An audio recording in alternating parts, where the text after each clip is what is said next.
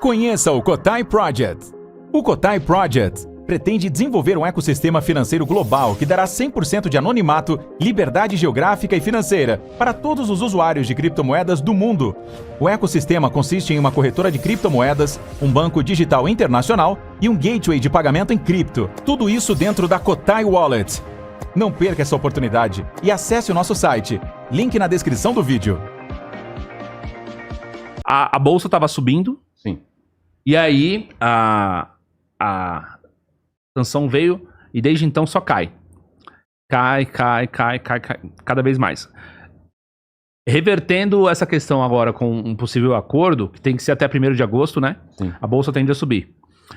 Sim. Mas me falaram que é o seguinte também, tá? No caso, quando foi na Argentina, antes do Milei ganhar, a bolsa começou a subir porque sabiam já que a esquerda não ia ganhar de novo. Sim. Pode ser o caso do Brasil, se a disputa ficar entre, tipo, Eduardo Bolsonaro ou qualquer candidato do Bolsonaro e Tarcísio de um lado ou algum candidato mais moderado e etc. E não ter mais nenhuma oposição à esquerda. Sim, completamente. Mas a gente tem que lembrar que a narrativa na bolsa, ela vence rápido. É uma narrativa de uma semana. Então eu vou te contar a narrativa agora, que na semana que vem já é outra narrativa. Mas o fato é esse. Antes do Milei ganhar, a bolsa lá já tinha subido mais de 100 e tantos %. Então pode acontecer no Brasil. A bolsa brasileira nem caiu tanto assim, ela caiu vários dias, mas cada dia ela não caiu tanto. Ela caiu 1% no primeiro dia, 1 e pouco no segundo, 0,70 no terceiro. E hoje, né, que ó, foi quinta, sexta, segunda e terça, hoje é terça, 5 dias, né, de quando aconteceu. Ela hoje já zerou no final do dia, então tá com tudo pra parar naquele suporte, é o suporte do diário, ali nas bandas de Bollinger, e ela tem tudo pra, pelo menos, subir um pouquinho, né? Corrigir um pouquinho pra cima. Pode ser que se a coisa semana que vem azedar, ela caia de novo, mas tem tudo pra ter meio que um rally aí do alívio. O S&P tá com cara de que pode começar uma correção maior e cair pra 5.900. Então nesse cenário a bolsa não segura. Lembrando, né, gente, que o Brasil depende da Bolsa Internacional. Então, se a Bolsa Internacional ajudar, aí o Brasil poderia voltar a ter uma tendência de alta se tiver um certo otimismo de que vão acabar os conflitos, vai ter paz e tal. Mas não é o que a gente vê agora. O mundo está passando por uma situação muito grave. Professor, conta um pouquinho dessa coisa do Japão. Os juros no Japão subiram muito e a coisa se acelerou lá, né? A questão do Japão é uma questão de dominância fiscal já, a dívida está muito grande, né? E ela é tão grande hoje que qualquer reprecificação, né, em termos de preço ali, o juros subindo, causa um prejuízo enorme, tanto a bancos quanto ao próprio Banco Central, e você praticamente quebra. Vários bancos japoneses hoje estão tecnicamente quebrados com essa alta. Eles ficaram 30 anos comprando título a juro de 1%, 0,5%, e agora esses juros todos de longo prazo, o japonês foi aumentando o prazo dos seus títulos para ter algum prêmio, porque o título de 1 ano era 0, de 2 anos 0, de 5 anos 0,1, de 10 anos 0,3.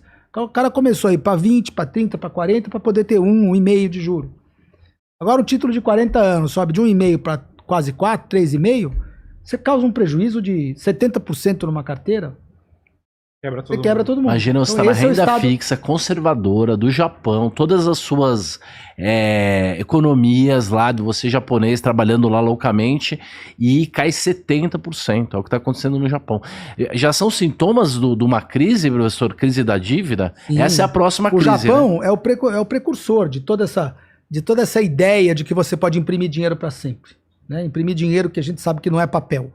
A ideia de você criar mais dívida para comprar dívida e ficar criando dívida para tentar estimular a economia, né? Contraindo, produzindo mais crédito, que é dinheiro, e pôr esse dinheiro para andar, e aí cada ano você tem que pôr mais e mais dinheiro para compensar o dinheiro, para poder manter solvente a dívida que você fez no ano anterior. Uma bola de neve. É uma bola de neve. E o Japão tá crescendo essa bola de neve desde a década de 90, e agora parece que, quando é que você percebe que não dá mais para crescer essa bola de neve? Quando cada vez que você tenta emitir dívida, o mercado joga a taxa de juros para cima, e pede mais juros, né? Pede mais juros, é sinal de que você já não está mais conseguindo expandir o crédito da forma que você conseguia antes. Sim. chega num ponto onde cada tentativa de fazer um aumento de crédito, um aumento de uma impressão monetária, geraria mais estresse na taxa, mais subida na taxa. É isso que eu tento explicar para essa turma que fala que para sempre vai vir o Fed, vai emitir, não sei o quê. A emissão é um contrato novo de empréstimo entre um tomador e um doador. Qualquer emissão monetária implica nisso hoje. O Fed tem todo esse poder de baixar os juros e salvar o mundo? Não. É um banco, né? Ele é um banco. Ele sozinho vai salvar o mundo? Não tem como. O mundo tem um tamanho 10 vezes maior do que digamos assim, 10 vezes maior o volume de crédito no mundo, que é, na minha cabeça, se você contar o sintético com o não sintético, é mais de $1 quadrilhão. Quadrilhão de dólares. O Fed não tem como comprar todos os derivativos do mundo, dar liquidez, zeragem para todo mundo e ainda comprar todos os créditos do mundo. Não tem. O Japão é o precursor da crise da dívida, né? Então... Porque ele é o maior país devedor de dívida PIB hoje, é o Japão. É o Japão, né? É. Fato. E ele foi o primeiro a fazer essa experiência da teoria moderna do Modern financeira, Monetary Theory. que é essa coisa de você comprar sua própria dívida e você financiar e intervir na economia para desacelerar a curve perda. control, que eles falam, controle da curva de juros. O Banco Central vai atuar operando a curva, comprando papéis de curto e longo prazo para colocar a curva onde ele quer. Só que quanto mais ele faz isso, mais ele tem que emitir. A gente já O conversou... estoque fica enorme. Daqui a pouco fica tão grande que nem ele consegue. Não, a gente já conversou várias vezes falando que a crise de 2025 seria uma crise de liquidez, né? Acima de tudo. Essa crise de liquidez que começa no Japão, chega quando aqui no Brasil? Acho que o Brasil é periférico, né? Ela tem que chegar. Ela vai pegar mesmo quando ela espalhar do Japão para os Estados Unidos e Europa. Porque como a gente é E não tá longe disso. A gente é um percentual, depois da vírgula, do portfólio global das pessoas, das empresas, dos bancos, das tesourarias. Na hora que apertar, acender a luz vermelha de crise lá, eles vão falar, vende aquela coisinha lá, entendeu? E eles vão vender a gente, só que simplesmente é uma venda que a gente não consegue suportar, que aí o mercado vai caindo. Para eles não faz nenhuma diferença no portfólio e aqui a gente semi-quebra o Brasil, né? O Meyer falou de novo aqui, ó. O general Geisel foi o primeiro a reconhecer a independência da comunista Angola. Comprou caças da França e firmou acordo nuclear com a Alemanha. E os americanos não deram um pio. Trump só é assim porque o Lula é um fraco.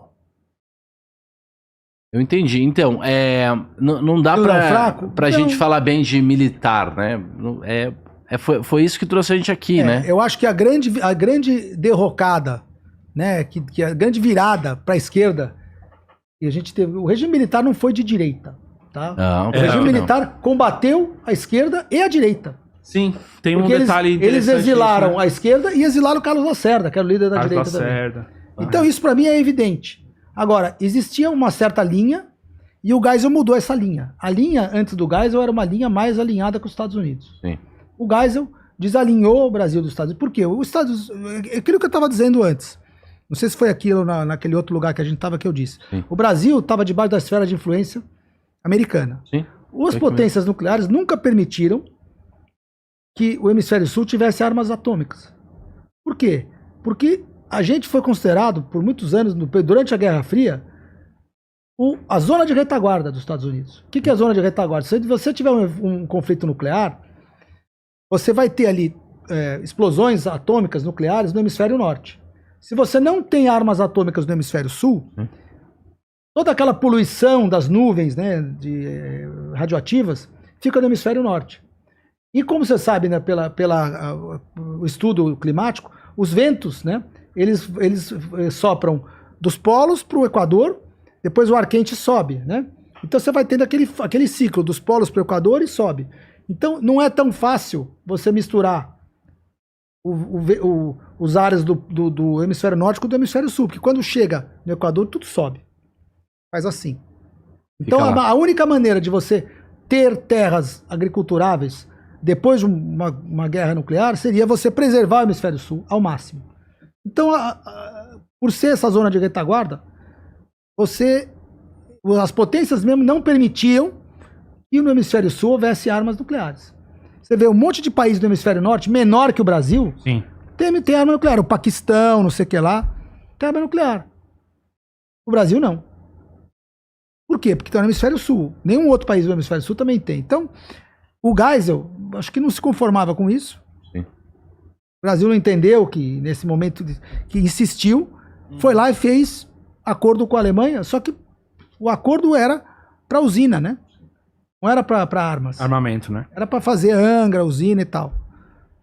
Bom, o pessoal tá comentando aqui outras coisas, mas eu queria, antes da gente falar sobre essa crise, já que a gente tá falando da crise de liquidez, na contramão a China continua crescendo. E a China tem um plano muito forte. A gente já falou sobre a nova rota da seda e a construção de... Eu não acho que eles estão crescendo como você está falando. É. Eles estão maqueando os números. Porque E você não, mas você não por que pode... que eu não acho? Ah. Porque já tem os números oficiais de inflação lá são negativos. 3%. 3,6%. Inflação negativa? É deflação. Deflação. A China está japanizando. E o que você acha que está acontecendo com a China, então? O que eu acho?